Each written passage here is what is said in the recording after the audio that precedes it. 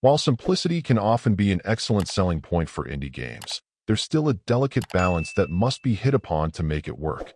In the case of titles that manage to find the sweet spot, where you're able to reduce some of a genre's typical burdens, but still be satisfying, it can be very exciting.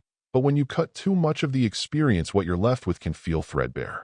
Unfortunately, while it has good intentions, that's the trap I see Sugardew Island falling into.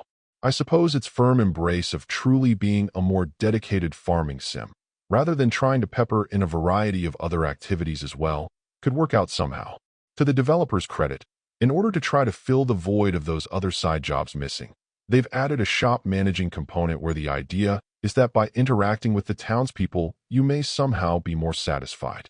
The problem is, given how dull and often time-consuming that activity can be, since you'll need to wait until your stock has been exhausted, it really fails to bring any new positives to the mix. Ultimately, the problem is that there's just too little control you have over the prices of items, and while you may need to try to convince one of your customers that the item they have is worth it, you barely interact with anyone at all.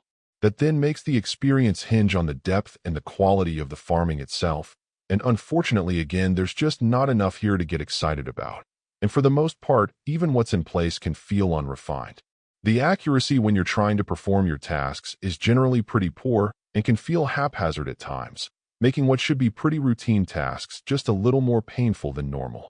The collective feeling from all of this just ends up being that the game's ambitions were too low for it to meaningfully compete in what's become quite a crowded field, and even for the elements it does have, they've typically been implemented better by the competition.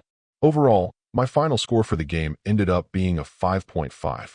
And if you're interested in picking it up, it's currently available on the Switch eShop for $16.99. Thank you for taking the time to listen to this review. And if you'd like more information or ideas of indie games worth checking out on Switch, be sure to click on the link provided in the description. Until next time.